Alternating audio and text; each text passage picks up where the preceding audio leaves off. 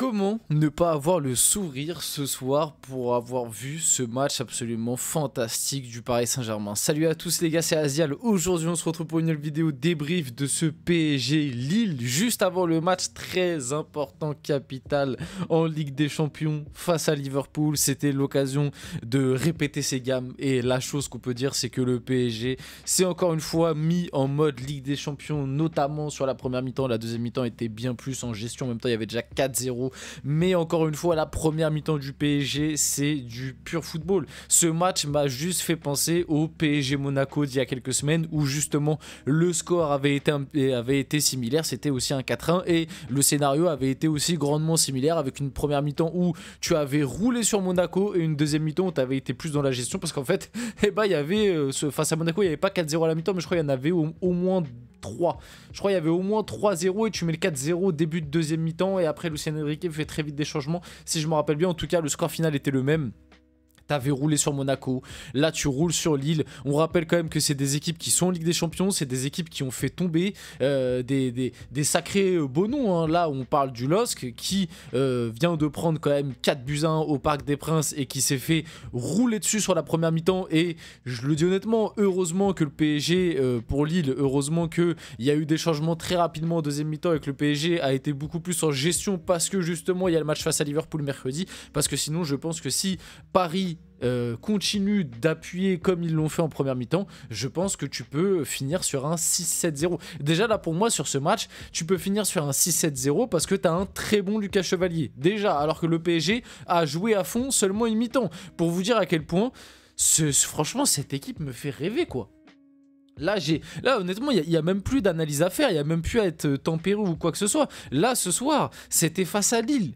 Face à Lille qui a fait top 8 de Ligue des Champions, qui a battu l'Atlético qui est leader de Liga à l'heure actuelle, qui a battu le Real Madrid, qui a aussi mis 6-1 dernière journée à Feyenoord qui a éliminé l'AC Milan. Enfin, ce que je veux dire, c'est que cette équipe lilloise, cette année, elle ressort quand même de la part de pas mal de spécialistes, de consultants, etc., comme l'une des belles surprises de cette année, même européenne, au global. Finir top 8 de Ligue des Champions. Là, tu vois, si tu suis un peu les avis face à Dortmund, bon, après, Dortmund est dans une saison compliquée. Malgré tout, en Ligue des Champions, il faut le taf, mais en Bundes, c'est un peu compliqué. Mais face à Dortmund, quand tu vois un peu les avis des gens, ça va être du 50-50 ou à la limite du 55-45 pour Dortmund. Donc ce que je veux te dire, c'est qu'en face, t'avais pas une équipe de peintres et pourtant tu leur as roulé dessus, tu leur as absolument rien laissé. Tu as été largement supérieur avec encore une fois un 11 de départ où j'ai quasiment rien à dire. J'ai 2-3 trucs un peu plus négatifs à dire sur les rentrants, mais honnêtement, le 11 de départ, les 11 ont juste été fantastiques. On a assisté encore une fois et pourtant c'était pas, je pense que l'équipe qu'on a eue ce soir, c'est pas l'équipe qui débutera face à Liverpool. Il y avait la plupart des joueurs quand même qui débuteront, mais il y avait je pense 2-3 postes où ce sera pas ces mecs là face à Liverpool ce mercredi et pourtant ça fonctionne aussi bien. Ça fonctionne aussi bien et c'est là que tu vois que Luis Enrique il a gagné son pari parce que là le logiciel il est enregistré dans la plupart des joueurs et on le voit et finalement c'est ce que Luis Enrique a dit et a toujours voulu. C'est pour ça que Luis Enrique, et pourtant on s'en est beaucoup plaint et moi le premier, je vais pas renier ce que j'ai dit. Moi au début de saison j'avais des craintes par rapport à l'effectif, notamment par rapport au nombre, par rapport au fait qu'Hakimi il est pas de doublure officielle, même tu vois du coup entre temps on a perdu Asensio, on a perdu Skriniar et on a remplacé par Kvara, mais on n'a pas du coup de défenseur entre guillemets qui est capable de remplacer Marquinhos, de défenseur droitier.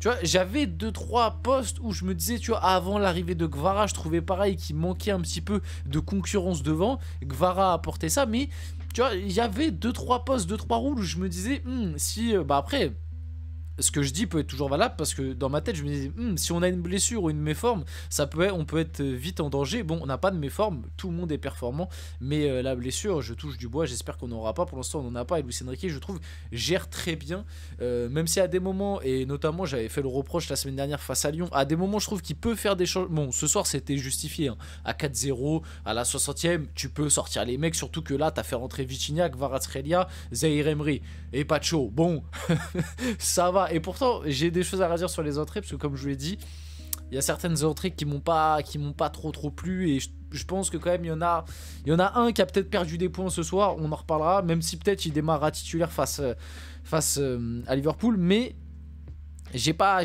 trop aimé son entrée ce soir, personnellement.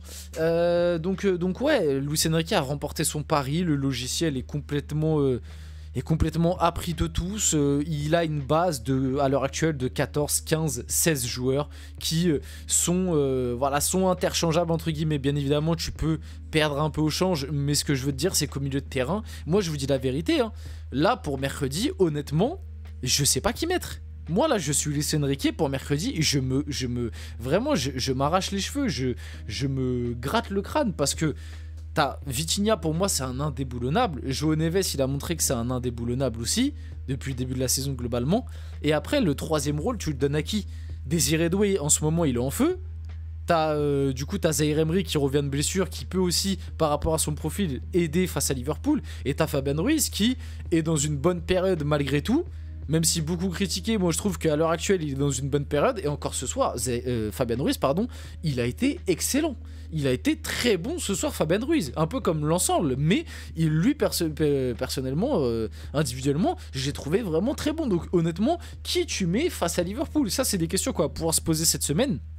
Et ça c'est pareil honnêtement les gars, quand je me rappelle des débats qu'on faisait il y a 2-3 ans où c'était toujours le même 11, il n'y avait pas de concurrence, il n'y avait même pas de questions, à la limite peut-être sur un ou deux postes, mais voilà en gros le 11, que ce soit moi ou que ce soit Pochettino ou Galtier, ou vous, on pouvait tous faire le même 11, tu vois, il y a 2-3-4 ans, parce qu'en fait t'avais un 11 qui bougeait jamais et après le reste c'était, il n'y avait pas de concurrence et le reste des joueurs était à un niveau très loin des titulaires. Il n'y avait pas de réelle rotation, il n'y avait pas de collectif comme là.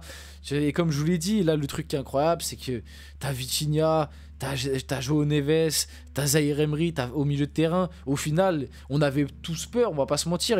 Au début de la saison ou même l'année dernière, on avait peur un peu de ce milieu de terrain. C'est là où on avait des gros doutes. Et au final, le milieu de terrain, à l'heure actuelle, honnêtement, quand tu vois les formes des joueurs, mais il y a bien évidemment, il y a toujours mieux. Mais il n'y a pas beaucoup d'équipes en Europe qui ont un meilleur milieu de terrain que nous en termes de profondeur et de qualité, et même en termes de diversité de profil. Bref, je me suis beaucoup perdu, mais c'est impressionnant. Pareil devant, honnêtement.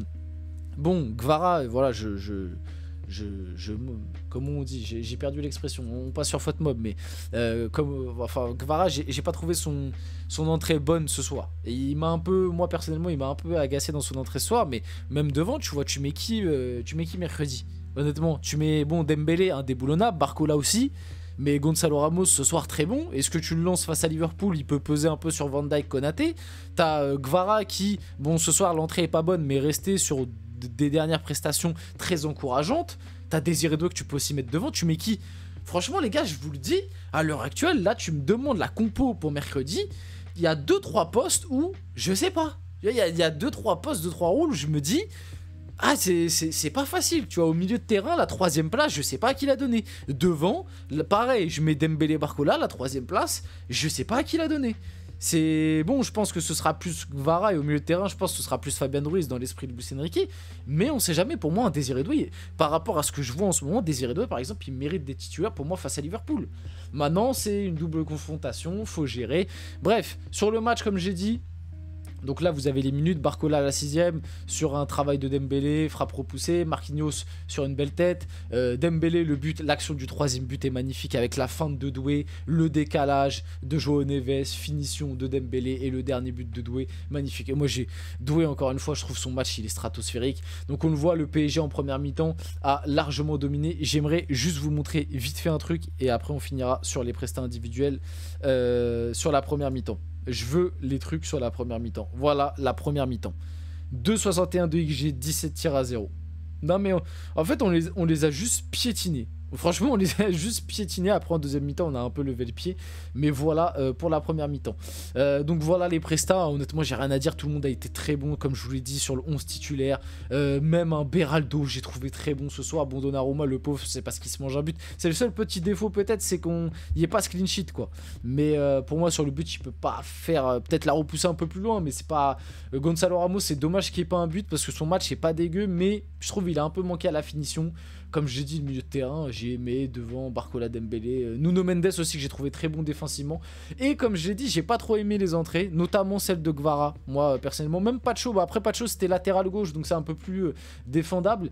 Mais Guevara, je trouve son entrée elle est pas bonne du tout, elle est même un peu frustrante. Je trouve il a tenté beaucoup, bah après c'est son style de jeu, mais quand tu tentes beaucoup et que tu rates 90% de tes trucs, c'est très frustrant. Bon après il y avait 4-0, il y a eu 4-1 après, mais bon voilà, on était en gestion, on a dominé. Je vais pas non plus lui en tenir rigueur, mais c'est à noter.